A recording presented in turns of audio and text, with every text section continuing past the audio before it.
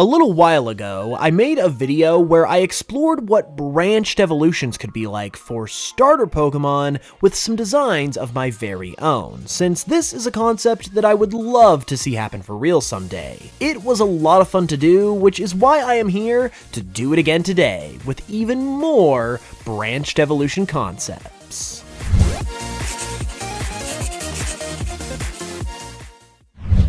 Okay, so you can't talk about branched evolutions without talking about literal branches, and you can't talk about those without mentioning today's wonderful sponsor, Tokyo Treat and Sakura Co. And the reason why is because it's Sakura season in Japan, and these boxes that bring you authentic Japanese snacks and treats that come straight from Japan are currently Sakura themed to celebrate. This month, Tokyo Treat has got stuff like strawberry-flavored Kit Kats, and its theme is Sakura Matsuri Snack Fest. Meanwhile, Sakura Co. has these delicious white chocolate-covered strawberries, and its theme is A Night of Sakura. Tokyo Treat gives you the more modern Japanese feel, while Sakura Co. gives you the more traditional Japanese experience, and it even includes a piece of tableware each month in its box as well. And this month, you get this cool little drinking glass, which is a really nice touch. I've honestly loved getting these boxes myself, and I'm sure you will too, so if you want to pick one up, you can do so by clicking the links in the description below, and when you use code HOOPS at checkout, you can also get $5 off of your first box. And it even directly supports the channel as well when you do, so it is super appreciated. So be sure to check that out with the links below, and a big thank you to Tokyo Treat and Sakura Co. for supporting the channel. Alright, so the first starter I am going to cover today is Chikorita. Chikorita is famously one of the lesser-liked starters, which is due in part to its final evolution Meganium. So let's try and give Chikorita a branched evolution that can help it win over some people. This is Serathorn, and it is what I imagine Chikorita could evolve into with a branched evolution. I designed this guy with the help of my good friend Trevenart, who drew the artwork of the mons in this video, so be sure to check him out with the links in the description. With that said, one of the main issues that a lot of people seem to have with Meganium in particular is that it feels kinda plain and boring. Like, it's not bad at all, don't get me wrong, but it doesn't really wow you or get you excited as a final evolution of a starter Pokemon. So I tried to bring some excitement into play here with Serathorn.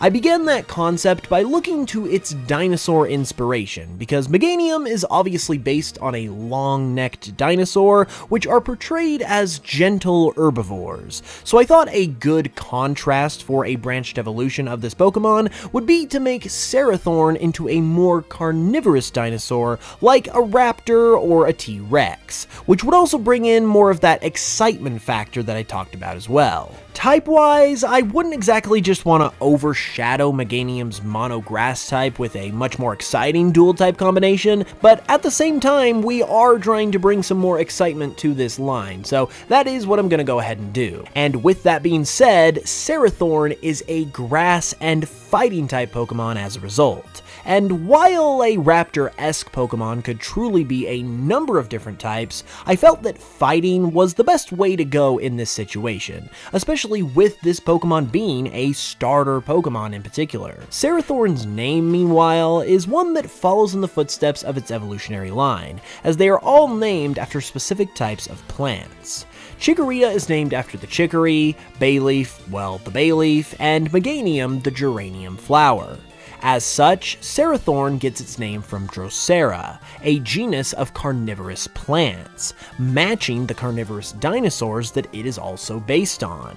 And it also gets the rest of its name from thorn, referring to the thorns around its neck.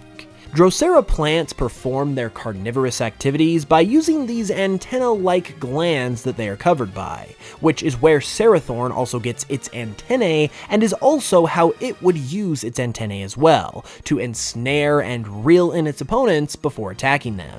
Also, this next part is a bit loose, but the end of its antennae also mildly resemble red boxing gloves, which connects to its fighting typing, which I thought is also a nice touch as well. In terms of evolving your starter into these branched evolutions though, it would be pretty interesting to see how it would be pulled off in an actual game, especially with starter Pokemon and especially since they normally just evolve by level up. So I would love to hear any ideas you guys might have for this in the comments below. But if I were to decide that myself, I would say that you could tie it into something like the gender of the Pokemon and maybe have male Bayleaf evolve into Serathorn for instance, or even more interestingly, I think this is something that could also be tied into a new game mechanic since it has to do with the starter Pokemon. Similar to Mega Evolution where maybe an item is involved that you have to give to your Pokemon so that you're more directly choosing which final evolution you want to end up with, which also goes along with the theme of the starter Pokemon as well. I think I would ultimately go with something like this personally, and if Serathorn was truly an option for Chikorita to evolve into, I think that would be pretty cool too. Moving along though, we're now going to go ahead and take a look at Sobble. One of the long-standing beliefs that I have had about the Sobble line is that it would have been great to see them evolve into a Shakespearean-inspired Pokemon. Sobble and Drizzile are designed around their emotions, which aligns perfectly with the dramatic nature of Shakespeare's plays, and just the theater in general. And Sobble's head also literally just looks like an old feather quill and inkwell, which were in frequent use during the time of Shakespeare. Shakespeare is also from England, which Galar is largely based on, so it could have and would have been an awesome thing to see, especially because, like I said, Sobble and Drizzile are already giving off these kinds of vibes. It would also counteract Inteleon's movie inspirations quite well, with Shakespeare's medium obviously being plays, so it would be like film versus plays, which I think is a cool dynamic. So ultimately, I have decided to create a branched evolution for Sobble based around this general idea. Meet Bardelion, my branched evolution for the Sobble line. Now, I want to talk about the name first because I brainstormed and racked my brain a bunch over this Pokemon's name, and Bardelion is the name that I was ultimately the most satisfied with, but it was pretty tough for whatever reason to come up with a decent name for this Pokemon, and I know that with that said, that it still sounds pretty similar to Inteleon's name, so I would love to hear any alternate name suggestions that you guys might have for this Pokemon in the comments below. With that said though, Bardelion comes from chameleon, which is what it's based around, and bard, which comes from Shakespeare's nickname, the Bard of Avon, with a bard being someone who is a storyteller, composer, or some other similar type of person. With all of the Shakespeare influences that this Pokemon has to its name, Bardelion also becomes a water fairy type upon evolving, and a dual type combination like this is something that I think pretty much everyone can agree that the Galar starters would benefit greatly from. And while that whole Shakespeare inspiration that it gets this type from is pretty obvious when looking at the design, there are a couple design elements here in particular that are pretty neat that I want to point out. Like Bardelion's fin that it has on its head that resembles a pen or quill in a fancy ornate stand, as well as the bubble that it's holding, which is in reference to the skull that Shakespeare is often seen holding in various pictures. So while Sobble's actual evolution, Inteleon, does have some positives going for it, it definitely wouldn't hurt me to have other options as well. And a more Shakespearean evolution like Bardelion, I think could be pretty neat. Now it's time to tackle the golden child himself, Charizard. With Charizard being as popular as it is, its branched evolution is arguably going to be the most interesting one to do, and the idea that I have come up with for a branched evolution for Charizard is Charaquest. I think this design actually lives up to the Charizard hype, both in appearance and in its background, and I personally love how the design turned out. So in a nutshell, the design is based around the concept of a knight, since Charizard is your prototypical dragon-looking Pokemon. So together, these two are a dragon and the knight that would fight against it, making them into a pair as counterparts of each other, but also allowing each Pokemon to be a distinctive choice individually.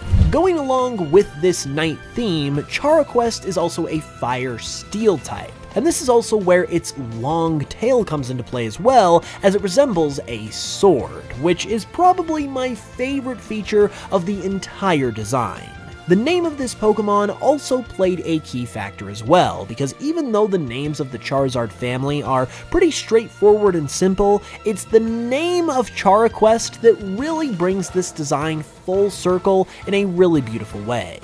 So along with the Char prefix of their names, each member of the Charizard line is named after a kind of lizard or reptile. So Charmander, for instance, comes from salamander, which is technically an amphibian, but you get the idea. Charmeleon comes from chameleon, and Charizard comes from just the generic lizard. Naturally, as such, Charaquest had to follow this pattern as well, but it was ultimately able to do it in a way that totally justified that additional knight direction for the design, as it is named after Anolis equestris, which is the scientific name for the knight Anole, which is a type of lizard. This totally cements the knight inspiration, as it basically serves as an explanation and justification for why this concept is on this Pokemon, and it really brings it together full circle very nicely, like I said, and I'm honestly pretty proud of it. It also has the word quest in its name too, as in a quest that a knight would undergo to defeat an evil dragon, so the name just really turned out about as good as it could have in my opinion. What do you guys think about Charaquest though, and what do you think about these other designs? Would you pick them over their counterparts? Would you like to see branched evolutions for starter Pokemon actually happen someday? Be sure to let me know all about that with a comment, be sure to leave a like and subscribe if you haven't yet, and if you want to help support the channel more, be sure to check out my Pokemon remixes as well over on Spotify or wherever you get your music, because listening there honestly helps a lot right back here. With that said, I'll be back very soon with another new video, and until then, as always, thank you guys so much for watching this one. I really appreciate it, and I will smell you guys later.